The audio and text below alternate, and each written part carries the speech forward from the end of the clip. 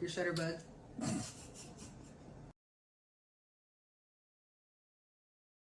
Welcome to my channel. Welcome to the first official, real deal, first ever season 1, episode 1 of It's Fine, Everything's Fine. Yay! This has been a super long time coming. This channel, this podcast, this vision finally coming to fruition. Super excited to go on this journey with you guys and see how we grow and glow up from here. I'm Amani. And I'm Deja. And today we are talking about relationships. So it's 2023, y'all. We all in a relationship at this point. If we're not in a relationship, we're in a situationship. And if we're not in a situationship, we may be in some entanglements. I was going to say maybe some entanglements. Something. We're in something. And so in 2023, we're going to learn how to be healthy in those somethings. We're going to talk about relationships, how to be in a healthy relationship, what you can do to enhance your relationship, red flags, toxic traits, all that good stuff coming at you right about now. What do you feel like is a good component or a big piece of being in a healthy relationship? I think the biggest thing, one of the biggest components of a healthy relationship is setting those expectations early, making sure that each of you are on the same page in terms of what you expect out of the relationship. Because a lot of times I feel like you may have one expectation, the other person might have another, and you guys are just never going to be on the same page, and that's why a lot of arguments may spark, and you guys just can never get on one accord, just because you guys were never on one accord to begin with. So definitely making sure that everyone is on the same page, and then also just reciprocation is very important as well. Making sure that you provide for your partner the same way they provide for you. When you're down, you pick them up, and vice versa. So make sure that it's definitely being reciprocated, and don't give out more, or don't give out less than your partner is. And sometimes, in most cases, also don't give out more. I mean, if you're doing certain things that they know that they wouldn't do for you, it's hard to try to set that precedent early, because everything just needs to be fair. It doesn't make sense to do something that they wouldn't do for you. It just makes sense. Like, I'm only going to give you what you give me, and that's it, because a lot of times people want wife treatment at girlfriend prices. Right. So, if you're in a relationship and you're in a committed relationship, make sure that you're doing what you can by each other. Do right by one another.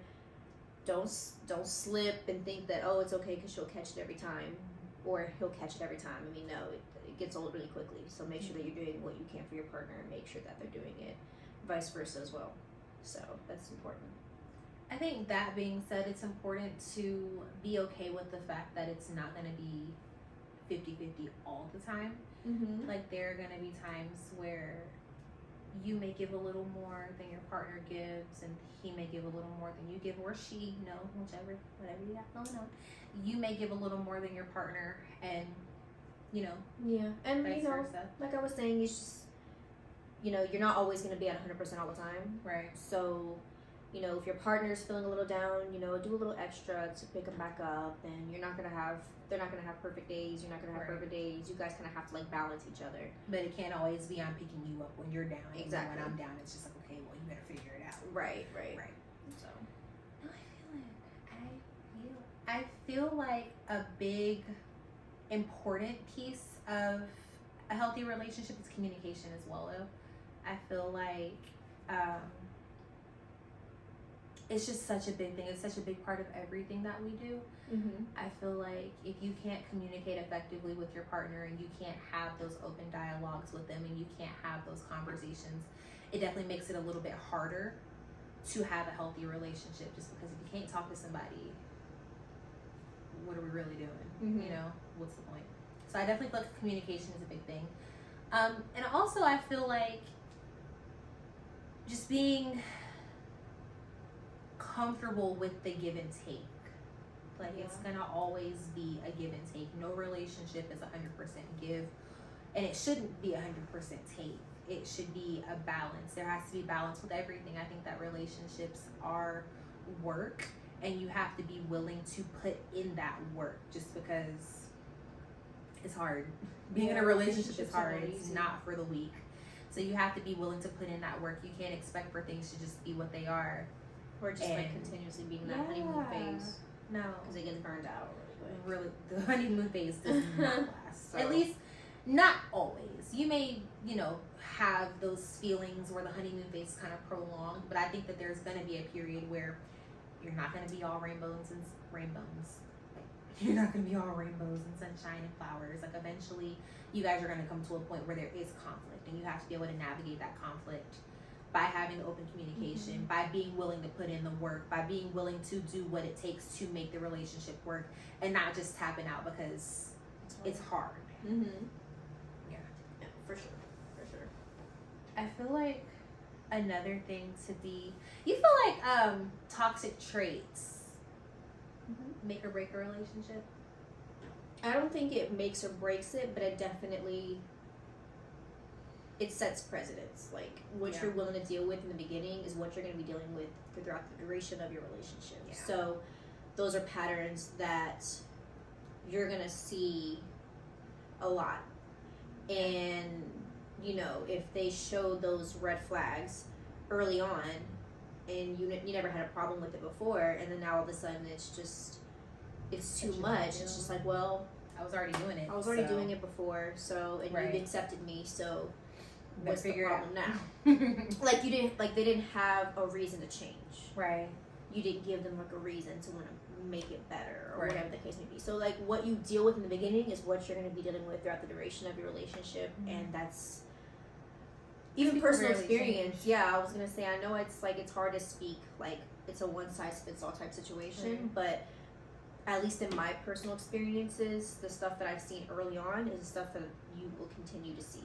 Right. And you can bring it to their attention all you want. But again, there's the argument of, well, I was like this before, I'm like this now, like, take me for how I am, and all that. And that's just it. Yeah. So it's I don't think it necessarily breaks a relationship. I think infidelities might break a relationship. Yeah. But, and sometimes it doesn't even do that. But it really depends. It just depends. Yeah. But really depends. I don't think that toxic traits make or break a relationship. I feel like with toxic traits, you have to be willing to acknowledge your toxic traits. I know I have some toxic behaviors. Me too. And of course, it's stuff that I am working on actively and want to continue to grow and be better, to have a healthy relationship and to be, happy in my relationship. But if you're with somebody who doesn't want to acknowledge their toxic traits, or doesn't feel like the things that they do, their toxic behaviors, are a problem, I think that's what can break a relationship, because there has to be accountability. You can't be constantly the victim and you're perfect and you never do anything wrong. It's always somebody doing something to you. Right. You can't have a healthy relationship that way. There's just no way, Yeah. Accountability is very, very important. Yeah, accountability ties into a lot of things. I think it's definitely within that top 5 for sure. Yeah. Because how can you grow if you don't learn and take accountability for your actions? Right. Because it's hard to argue with someone when they're like, yeah, I apologize, I know I was wrong, like, I'll do better. Right. What can you say? Like, I would be like, what can you say? It's like, okay, well, like, you let's took figure it accountability out for your actions. You said that Right. you'll work on it. Now, it's different when you do that and then you apologize and nothing ever changes. Right. And you're just apologizing to shut me up. Just to shut me up. It'll shut me up. Or you stop what you're doing for maybe like a week or so, just to Right. enough for you to kind of get over it, and then it goes back to the same habits. So accountability means to take responsibility for your actions and then still continue to work on them. Now, Right. granted, we don't change overnight. Right. It's not like some magic fairy dust you can just sprinkle on it and boom, we're fixed. Right. Like, it takes time. But if you can see the effort, I'm okay with that. Right. I agree. So that's super, super important. And no one likes someone who plays the victim all the time. Like, oh, boo-hoo, we all have hard lives. Like, Right. you're not the only one. I had a song in my head just now. Did it make you think of what was going on It here? did. It kind of like dance a little bit. You felt it a little bit. You felt it a little bit. Girl, I felt it. Okay, so we were talking about top 5. I think we're gonna just go with top 5. Top 5 toxic traits or top 5? No. Top 5. Top like, 5 healthy important. relationship Okay. characteristics, tips, tricks, whatever we are calling this. So we have communication and accountability. And I feel like another one, I think you pointed this out before, learning love languages. I think that's a really big one. You have to be able to understand your partner's love languages. And it's one thing to understand it and to have an idea of what they need and what they like. It's another thing to simply not do it because you feel like you are loving them correctly when they're telling you that they're not, that you're not. Right. I feel Not like all of our love languages are the same. they're not all the same, and you can't tell somebody what their love language is. It's one thing if you're very intuitive and you just understand this is this person's love language, but it's another thing for me to tell you, I need these things from you, and I'm not getting them, and you tell me, no, you're fine. That's funny. It's funny, but it's not funny, but it's funny, you know? Yeah. It's like, man. It's pretty comical. Yeah. To think that you know more about me than myself. It's wild. Right. Like, Wild. I'm telling you, I don't like Brussels sprouts, but you gonna force me to eat them damn Brussels sprouts. But I don't want them. Right. I feel like it's the same thing. Like, I'm telling you what I need and what I like and what I don't like. You can't make me. And you're basically saying, well, you don't know what you want. Right. I know what you want. I know what you need. No, I know what I need. I just need you to listen to me. Crazy. Like, but that goes back to communication. You have to be able to have healthy communication to be able to have those conversations and say, this is what I need. These are my needs, my wants, my whatever. And have that person really listen and understand what you're saying. That is how you have a healthy relationship, especially the communication aspect of it.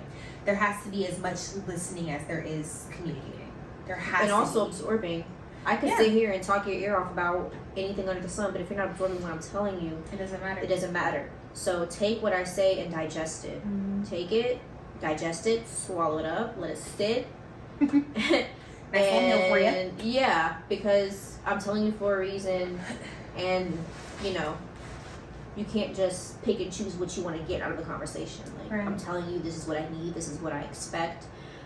The same way you tell me what you expect from me, so there should be no problems. Right. If I'm, you know, doing what you asked me to do, and I'm taking everything into consideration that you had asked me to, and you know, focusing on your love languages and everything like that, then why can't you do the same for me? Right. Reciprocation. Reciprocity. So What's that Lauryn Hill song? I know what you're talking about. I can't think of it. To get some reciprocity. Yeah, that. We need that. Okay, so we I have. think it's that thing. Sorry. I think it's Do off that thing. No, it's not that. It's And no, I never will. I don't know. Somebody have to sing the song That's what I'm trying to do. to really get it. It's not that thing. It's No, not. It's not. I just thought about it. It's not. Oh, okay. We are gonna have to like circle back to that because That's we're gonna spend be a like- lot of time trying to figure out what the song is. We know what it is. I'm Just glitching. can't think about it. Hard. But Glitching yes. hard. Yes. It's gonna come to me and I'm gonna interrupt you and be like, oh, what was that? Watch. ADD. Watch. I'm telling you, watch. It's gonna happen. Okay, number 4.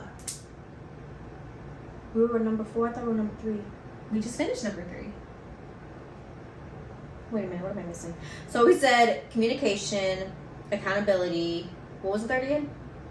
Because I lost it. Love languages. Love languages. Like we discussed. I mean, Wow, reciprocity was in it, but it wasn't the actual. I mean, it was more like setting like the expectations. Yeah. That's what I. Well, Right. that and yeah. Reciprocity and setting expectations were like that one little subcategory in it. So yes, you're right. Number 4. What do you think number 4 is? Number four. Oh, another thing too. You can be in a relationship with somebody for X amount of years. It's really, really hard to spice things up when you're in a relationship for so long. Make sure to make date nights regular. Yeah. Make sure to do the same things that you were doing when you were courting your partner. Like, shut up. I knew you were gonna say it. But yeah, make sure that you do the same things to keep the other person. You know, a lot of times when you get into comfortable relationships for so long, it starts you're like, great, and we used to do dates all the time and stuff, but that was what I'm trying to get you. And it's like, well, don't stop getting me. Right. Then you gotta keep me. It's just like, like, you know, you're not gonna just get me and then stop. Like, you have to keep me. I need to be kept.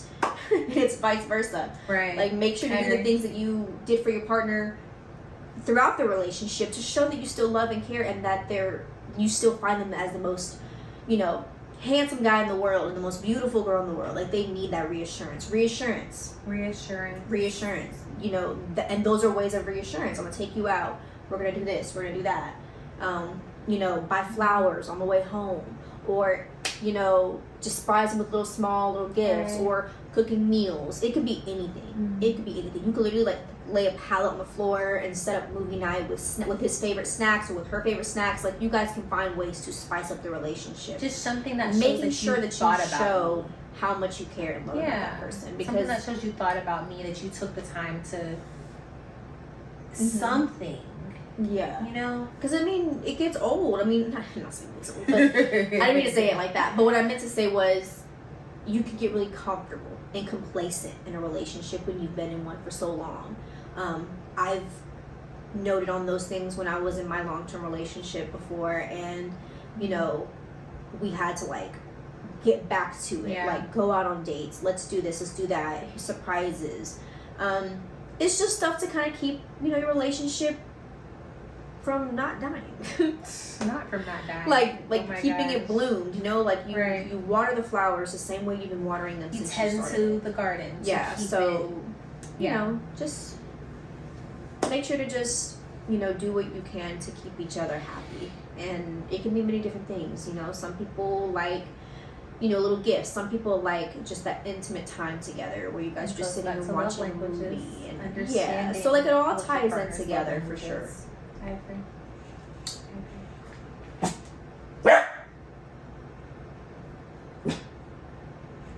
Excuse my dog.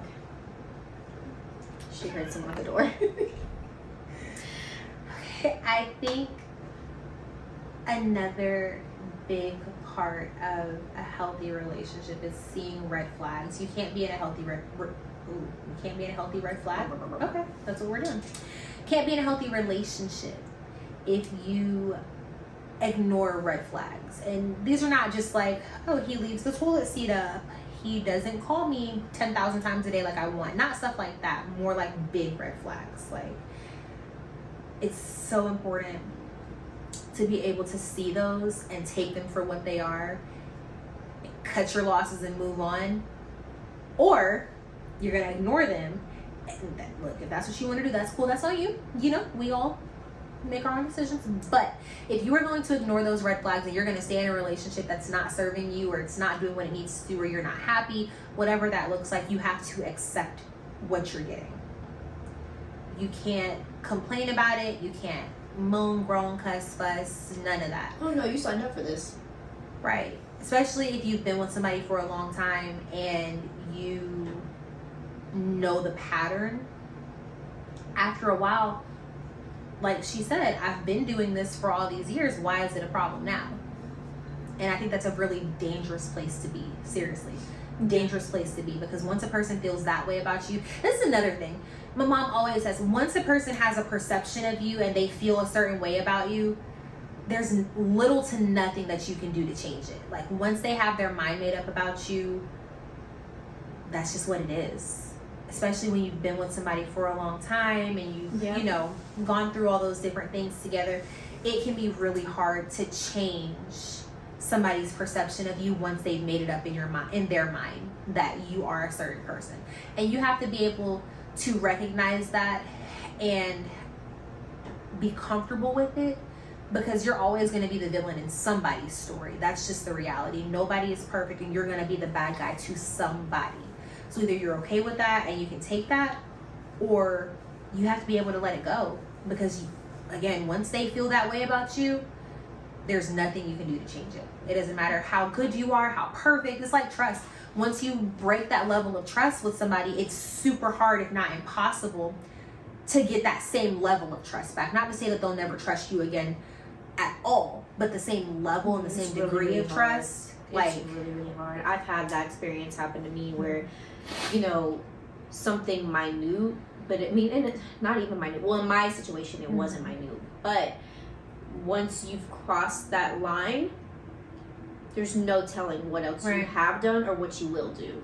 So once you lose that trust, then it's really, really hard. It's really, really hard to get it back. I can speak for myself when I can say, like, I question everything you do. I you know, I act different with you, you know, like everything shifted. So, and at that point, it's almost like your relationship's hanging on by a thread because you're always wondering, what are they doing? What is this? And it was funny that you were talking about, you know, like toxic traits. In my mind, for some reason, it went to like, no, it wasn't toxic traits. It was red flags. One red flag, and it looks small. It looks very, very small. But like, let's say you're out with your partner and they have their phone face down on the table. You think that's a red flag? Well, let me explain. Okay. Let me explain. So, it doesn't necessarily mean that they're doing anything crazy. But what I have noticed, personal experience, I'm not saying this is for everybody, but for personal experience, I've noticed that men who put their phone down on the table, face down, they're trying to keep something from you. They don't want a message to pop up. They don't want a phone call to pop up. They don't want you to see who could potentially be texting them at the time you were out with that person. I feel like it's something as simple as that. Like, your phone is face down because you're trying to keep something from me. If you have your phone faced up, there's nothing to hide. That's just kind of what I've noticed. Again, it's not for everybody. I'm not, nothing that we talk about on this podcast is like a one size fits all type of thing. No. We can speak on our own experiences. 100%. Our experiences differ. So we're just trying to open and expand perspectives. And what may apply to you, and what doesn't, won't. So if it doesn't serve any purpose, let it fly. Then that's fine. But I'm just speaking based on my experience. That is one of the things that I've noticed, and it's wild because something so simple speaks so much volumes, and that is specifically why me and that person did not work out, because he was a hoe. Shady boots. And it started off with that. Don't be shady boots. So, red flags. Yeah. That's one of my red flags now. It just is. Now, if we're dating, I don't know, because even if we're dating, it's still kind of like, why? You know? Because we're not anything serious. So why does it matter? You know? So it's just, I don't know, it's just like a personal red flag. Like, you have your phone face down on the table, you're hiding something already off the gate. So, you try to make sure your situation is situated at all times. Try, honey. Situation got to be situated at all times. And not just, I say that in the context of, if you're doing what you're supposed to be doing, there is nothing to hide. If you're doing what you're supposed to do, we're good. And I'm a big believer in not having. So trust, if a person has done nothing to betray your trust, there's no reason to be super suspicious or anything like that. Like, I was in a relationship for 5 years, and up until maybe the closer end of our relationship, I never had the desire to look through his phone, check his messages, none of that. It was never a thought. But he betrayed my trust, and he compromised it. That was when I started to get more suspicious and weary and would check those things, or try to check those things. But that's when I started to feel very insecure about myself. I didn't feel reassured. I didn't feel like this man was treating me how he's always treated me all these years. So yeah, that kind of stuff is just a noticeable red flag. Not saying that you have to give your partner your passcode, because I don't believe in that. I don't think anybody should have my passcode. If I have no reason, if I haven't given you a reason to not trust me, that's your problem. That's your insecurity showing. It's not have anything to do with me. Right. I didn't give you a reason to not trust me. No, you cannot have my password to my phone. You know, it's a violation. I pay my own phone bill. We haven't established that. Right. So no. But again, if you give someone a reason to feel that way, then you know it's a different story. It is what it is. Yeah. And even with that, I don't know that I necessarily agree that, oh, because you've given me a reason not to trust you, or I've given you a reason not to trust me, that just means immediate access to my phone. I think that should be, and that's not what I'm saying. No, I know. I was just saying I guess to elaborate. Mm-hmm. I definitely don't, because I know some people will take that and they'll run with it like, oh, well, you. No. That's not what I was saying. I was saying that's probably a reason why you would want to go through your partner's phone. Right. And because that happened doesn't mean you have that right. And it doesn't mean you should. But sometimes there are other ways to navigate the waters of mistrust, or and a lot of it again goes back to communication. There has to be open communication after stuff like that happens. But it doesn't necessarily mean, like you said, I gave you a reason, so now you just get to wild out, and whatever demand you have, I have to meet it. Like, yeah, and at the end of the day, too, people are gonna do what they want to do regardless. It does not matter what you do. It doesn't matter how well you treat them. It doesn't matter how above and beyond you go for your relationship. They will do what they want to do at the end of the day, regardless. And that could be good or bad. That could be good or bad. If you want to do things and treat me well and to be that person, you will. And if you want to go out and be in the streets and mess with whoever, you're going to do that too. So it's good. It can be a good or bad, but the bottom line, like you said, if they want to, they will. Yeah. Whatever that looks like. If they want to do it, they're going to do it. And that's just what it is. Mm-hmm. So we can't control people as much as we may want to. No, we can't control their actions, and we can't control how they treat us, no matter how well they treat us. It has nothing to do with you at the end of the day. Like, they're going to do what they want to do because they want to do it. And like she said, even for good or bad, it could be either or. My experience is more bad, but it happens. It happens. So, it's just one of those things that's just human nature. We have free will to do whatever we want. I agree. So people are going to use it. Do you feel like intimacy, how important, and not necessarily physical intimacy, but I guess it's not really a question of how, like, do you feel like it is, because it is. Intimacy is important in a relationship, but it's not necessarily physical intimacy. It could be, again, that emotional intimacy. And there's also, you have to be emotionally intelligent, I think, too. You have to be able to understand what your triggers are, what your needs are, what your flaws are, what you need to work on, what you are good at in a relationship. You have to be very self-aware, I think, to be in a healthy relationship, because if you're not self-aware, you're out here just doing whatever willy-nilly, and other people are having to bring that to your attention.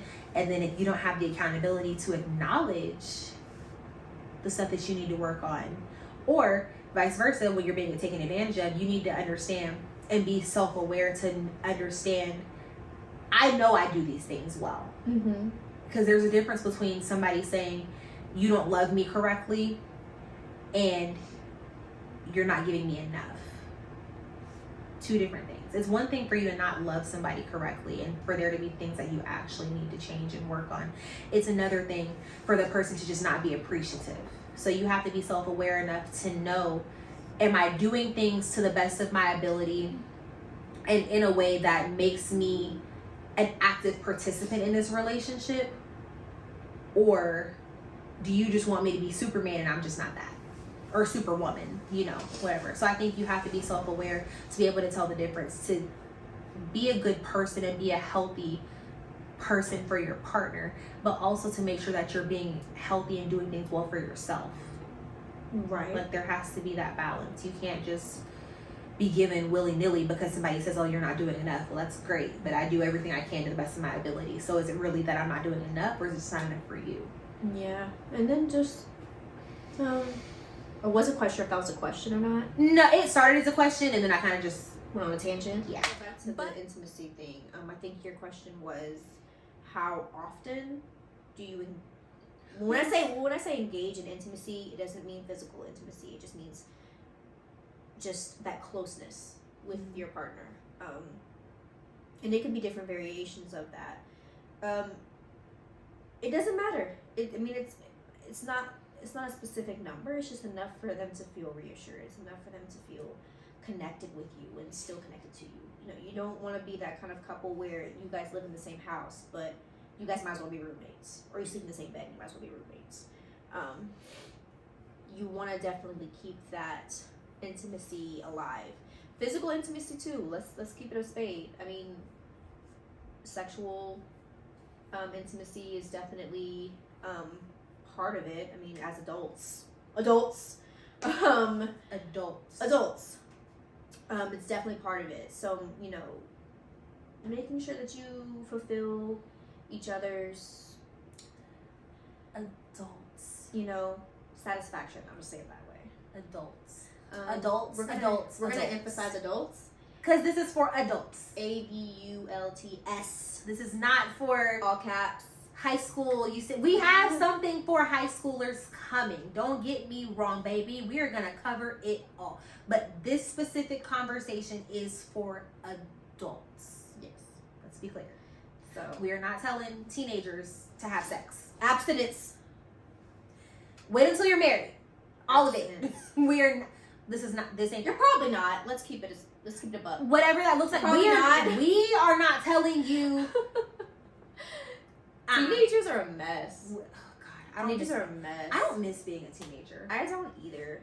Like, I miss not having to worry about anything. Like responsibilities. Oh yeah. Yeah, I don't miss it. I don't. But like being in high school, nah, bro. I'm good. I was really, really awkward looking in high school. I feel like I glowed up in my 20s.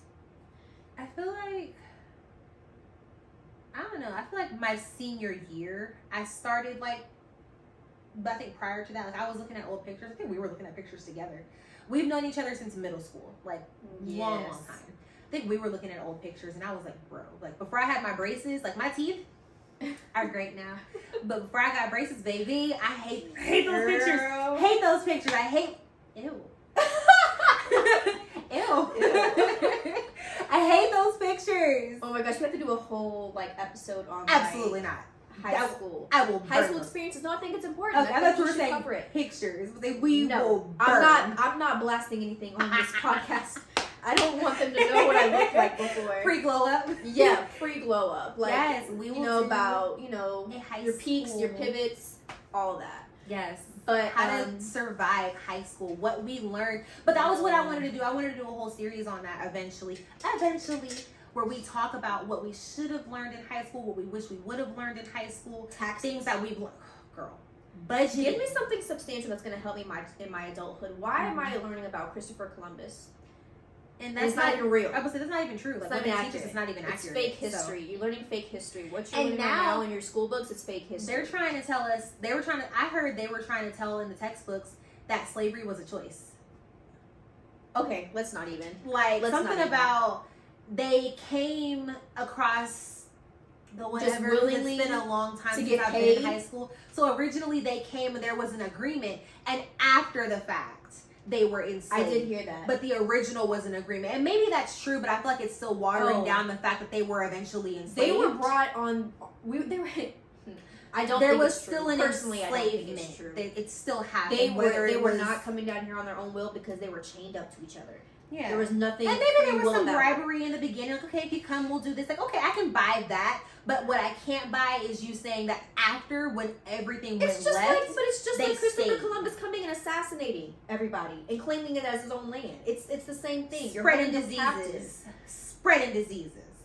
Killing folks. And that was with the Indians, right? Yes. Okay, yeah. It's been a long time since we've been in high school, and even college. They don't teach us that stuff in college. It's been almost 10 years. Oh my God! Wow, we just aged ourselves. Wow, I really just like put us out there hard. Yeah. I'll be 26 in February. Yeah, we getting old, man. So we're scaring. May 9th, baby. We're actually exactly 3 months. 3. I was sure about to say 6 too. And I was the one that was bad at math. You're speaking. I want the J word. Bro, don't start with me. Don't start with me because I don't have J word money, which is why we need y'all to subscribe, like, please. comment, all that good stuff, please. So and let me just say I this: can start making some money. we are very new to this podcast, so please be kind. Use your kind words. Be kind because it's the right thing to do.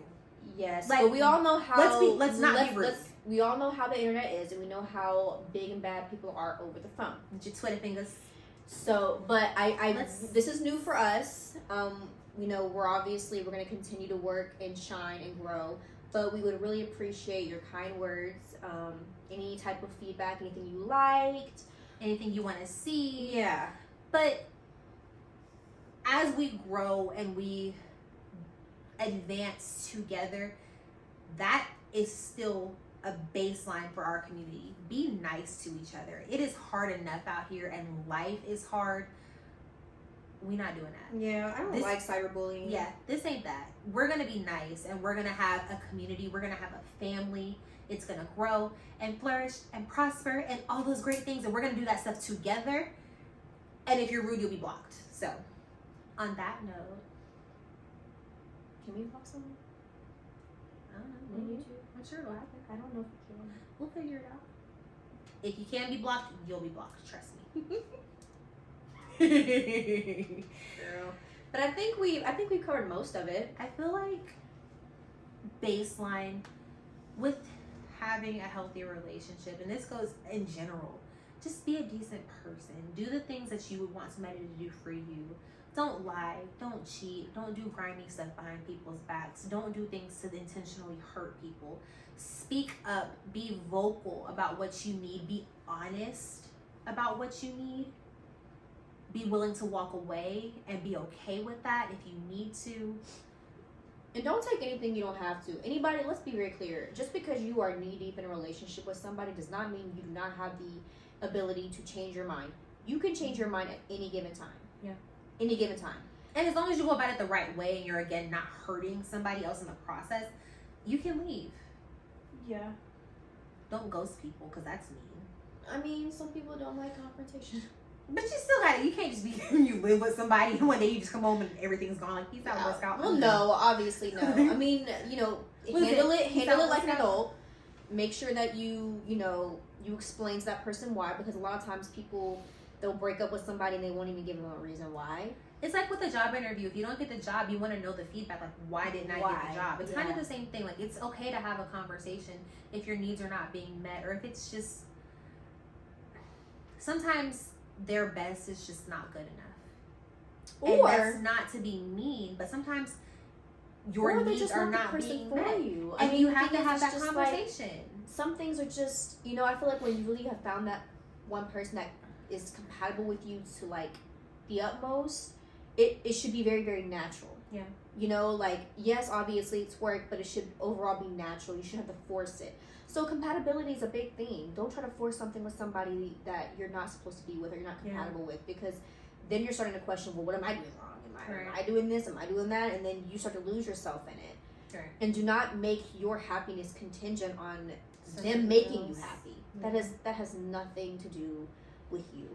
You are responsible for your own happiness, and I know that's easier said than done, because I still struggle with that sometimes. If we're being completely transparent, that's something that I struggle with, and I'm working on it. And there's no shame in saying, well, that's something that I need to work on or whatever. This, that, and the third. But the most important thing is you are ultimately responsible for your own happiness. Yeah. No one else can give it to you. Someone can make you happy, someone can make you feel good, but guess what? You can make yourself feel good too.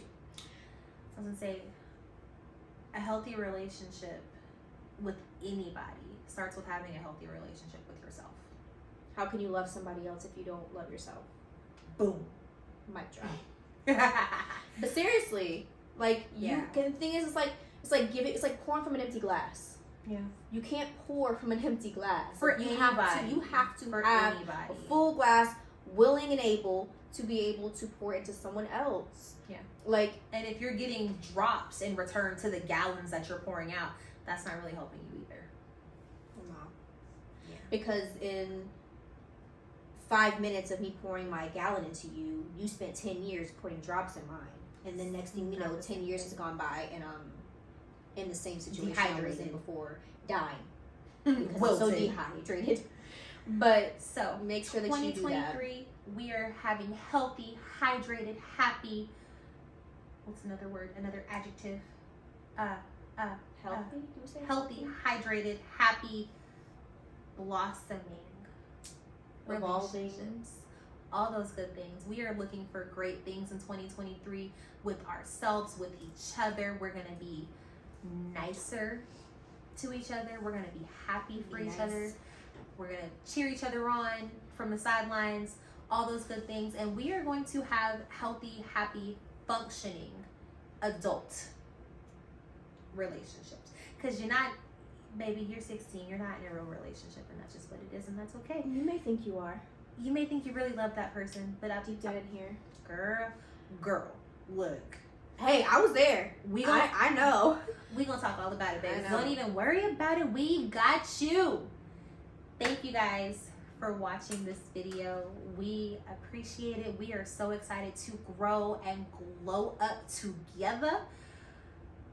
We gonna be 30 soon, so we gotta figure this out. Don't put that on me. Speak for yourself. Sooner rather, I'm gonna be 30 sooner rather than later. At this point, I'm closer to 30 than I am 15. So we gonna do what it do.